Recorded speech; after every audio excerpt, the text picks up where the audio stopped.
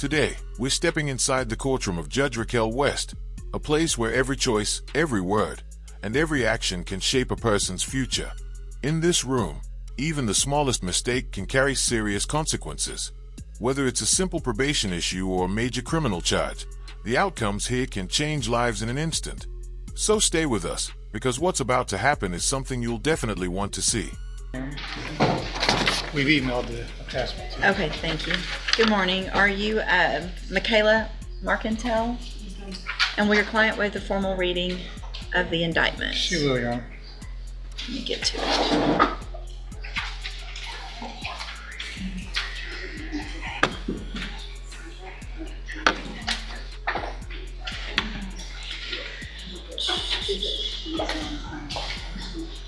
Ms. Marcantel, in cause number 25, DCCR 0528, you're charged with the state jail felony offense of theft of property from May 28th of 2022, continuing through June 4th of 2022. And how do you plead to that charge? Are you pleading guilty freely and voluntarily? And are you pleading guilty because you did what they charged you with? I have here on the tablet some documents that have your signature on them that the state has marked as exhibit number 1. Before you signed these, did you go over them with Mr. Rojas? Do you fully understand them? And do you understand, if I follow the agreement that you've made with the district attorney, that you'll be waiving or giving up any right to appeal? And it looks like the agreement that you've reached is for a 5-year deferred probation. There would be $4,492.45 to be paid back in restitution, and you would be required to follow all of the rules and conditions of probation. Is that your understanding? Do you also understand, if you're not a U.S. citizen, that a plea of guilty or no contest may result in your deportation, exclusion from admission to the country, or denial of naturalization under federal law? State tenders number 1. No objection. It's admitted. Is there any evidence that Ms. Marcantel is not competent? No, Your Honor. And any reason not to waive? Before, Your Honor. I don't We've have got the objection amount. to waiving. All right, Ms. Marcantel, I'm going to find that you entered your plea of guilty freely and voluntarily. Find that you're mentally competent and you understand the nature and the consequences of that plea. I'm going to waive the pre-sentence report. Find sufficient evidence to find you guilty. However, I'm going to follow the agreement that you made with the district attorney and defer all proceedings, place you on probation for 5 years. You're ordered to follow all of the rules and conditions of probation. I'm also ordering you pay back the restitution in the amount of $4,492.45.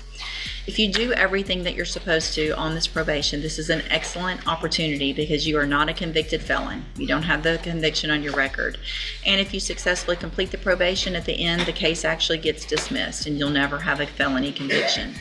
The other side of that, though, is if you violate any condition of probation, you can be brought back into court, found guilty of the offense, and sent to the state jail prison for up to 2 years. Do you understand? That's a lot of money to pay back also. 5 years seems like a long time to pay it back, but it'll sneak up on you. And so it is very important to me that you start paying back that money immediately. Even if you pay a little bit a month, it'll add up. What can happen is you can do everything else you're supposed to on your probation. And if we get to the end of the probation period and you have not paid that restitution back, and I make a finding that you could have, you could still get revoked to go to prison after you've done all that probation. Do you understand? All right, I'm handing you the trial court certification that shows this was an agreement that I followed, and so you've waived your right to appeal. You just need to have a seat here in the courtroom. Probation, she's sitting at that desk right there. She's going to call you up when she's ready to go over all of your paperwork. Good luck to you, ma'am. Good morning, sir. You're Carnell Beard? Yes, ma'am. And Mr. Beard was previously in court. You entered a plea of guilty to collision involving serious bodily injury. And I've received the pre-sentence report. Has everyone had an opportunity to review that report? We have, Your Honor. Any additions or corrections? No, Your Honor. There was a notation that restitution was to be determined, but I didn't see that there was any. Ms. Malfino, does the state have any notation or request, or did I miss it? I did send Mr. Davis to complain in a restitution request form. I have not ever heard back on that. Okay. So at this time, I don't feel like I have something to stand on to order. Okay. All right, then, Mr. Beard, I'm going to find that you previously entered your plea of guilty freely and voluntarily. find sufficient evidence to find you guilty. However, I'm going to follow the agreement that you made with the district attorney and defer all proceedings and place you on probation for 10 years. You're ordered to pay the $1,000 fine and to follow all of the rules and conditions of probation.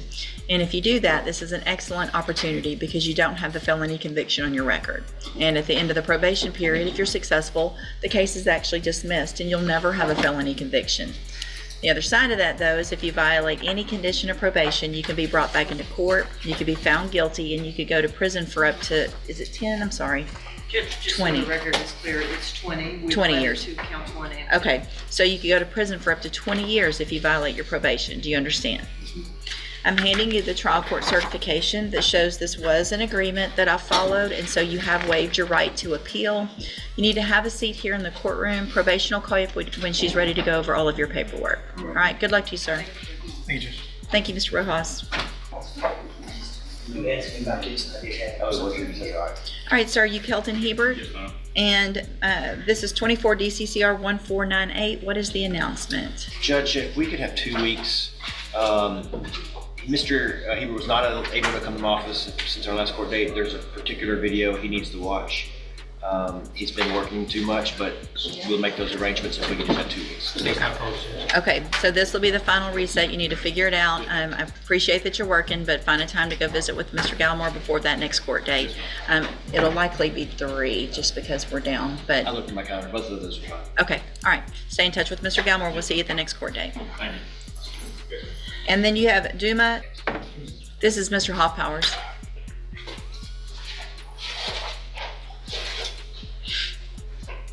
Good morning, sir. You're Duma Turner. Yes, ma'am.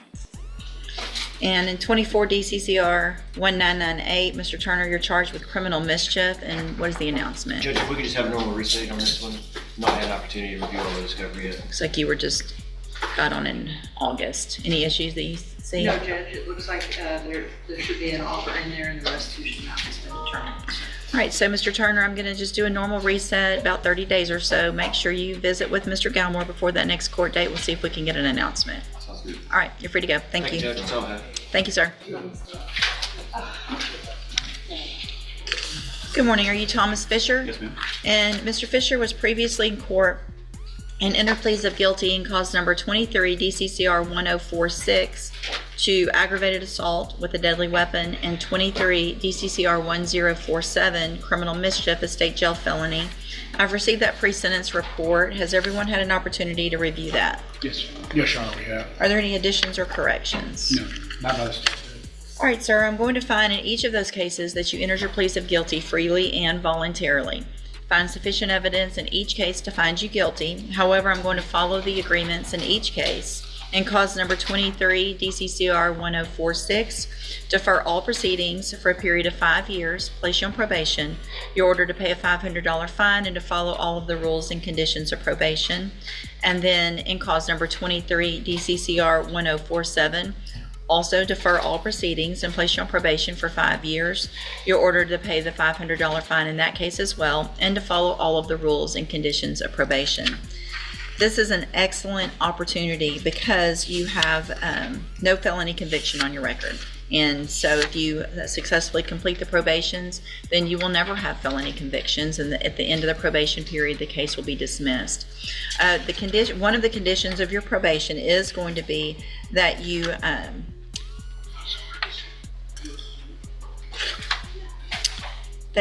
participate in any and all mental health services as well as drug treatment.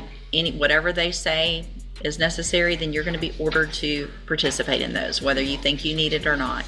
It's now part of your probation. And so all of that is meant to help you to stay on track and do what you need to do so that you can be successful. Also, you're specifically ordered you cannot have any contact with the victim, who is Michaela Stacy. That's also obviously contact in person, but that's communication in any way. You can't send messages, you can't send anything electronically through social media or anything like that. If you do, or you're around her at all, then obviously that's a violation of your probation. You're going to be right back in here.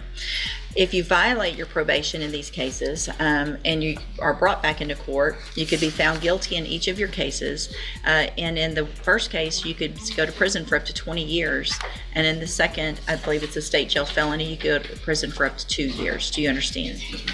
I'm handing you in each of your cases the trial court certifications that shows these were agreements that I followed, and so you've waived your right to appeal.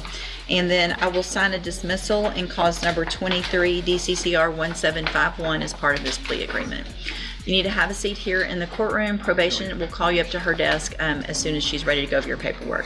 Good luck to you, sir. Thank you, Mr. Macon. If you're enjoying these real courtroom moments, make sure to subscribe and turn on the notification bell so you don't miss the next one. We share powerful stories of justice, real human emotion, and important lessons we can all learn from, straight from real cases that show what truly happens inside the courtroom. Good morning, sir. You're Roland Guillory. And this is 24 DCCR 1568. Mr. Guillory was previously in court, entered a plea of guilty to the lesser included offense of a Class A misdemeanor abandoning or attempt to abandon or endanger a child. I've received the pre-sentence report. Has everyone had an opportunity to review that report? Yes, Your Honor. Any additions or corrections? Just that I've reviewed it with Mr. Guillory. He would like the court to move forward with the plea agreement, and we understand the recommendations of for parents and classes, and until that is completed, for him to have supervised visits with the child, and also with MHMR. Yes. He's tried several times. Their system has been down for quite some time, but he said they were able to get him scheduled in. Okay, good. November 11th. Okay. Yes, ma'am. All right. No additions or corrections, Judge. I do have some concerns, particularly on page 1 under the defendant's version where he says he doesn't feel like he committed a crime. I think that's an issue as well. I think with regard to that, probably some of the other issues that hopefully we'll address on the probation, and the fact that it was reduced to a misdemeanor probably covers that, but I did have the same concern. I think I'm going to go ahead and go forward. Are you okay with that, Mr. Coleman? Okay. Mr. Guillory, I'm going to find that you previously entered your plea of guilty freely and voluntarily. Find sufficient evidence to find you guilty. However, I'm going to follow the agreement that you made with the district attorney and defer all proceedings, place you on probation for 2 years. You're ordered to pay the $500 fine and to follow all of the rules and conditions of probation. That includes participating in the through Spinal Top and whatever the recommendations are through that caseload on probation, completing the parenting class, doing everything you're supposed to, and then not having there's no unsupervised contact with any child until further order of the court. So if you go through all those classes and you're well on your way and you're following all the recommendations and following through with Spinal Top, there may be a time where probation sends me back something that says, hey, he's doing great, we're ready to do unsupervised, but you're going to have to do everything you're supposed to. If you do everything you're supposed to on this probation, then this is an excellent opportunity because you don't have the conviction on your record. And if you complete the probation, then at the end, the case will actually be dismissed. The other side of that is if you violate any condition of probation, you can be brought back into court, found guilty of the offense, and sent to the Jefferson County Jail for up to 1 year. Do you understand? I'm handing you the trial court certification that shows this was an agreement that I followed, and so you've waived your right to appeal. You need to have a seat here in the courtroom. Probation will call you up to her desk when she's ready to go over your paperwork. Good luck to you, sir. Taking care of this one outside of down the hall. Good morning. You're Seneca McDaniels, and this is 24 DCCR 1915. Mr. McDaniels is charged with unlawful possession of a firearm by a felon. Go ahead. I'm sorry. Your Honor, we have an agreement in which this will be taken care of down the hall as well. Okay. So we can get a couple of weeks. And he's already paid the fine, Judge. I will draw up a full picture document. He will sign it in Ms. Holmes' office, and we should take care of it before the next time. All right, so I'll just do a normal reset. Obviously, if it gets taken care of before that court date, then you can just let him know. Otherwise, make sure you're here on that court date if nothing has been done before then, okay? All right, you're free to go.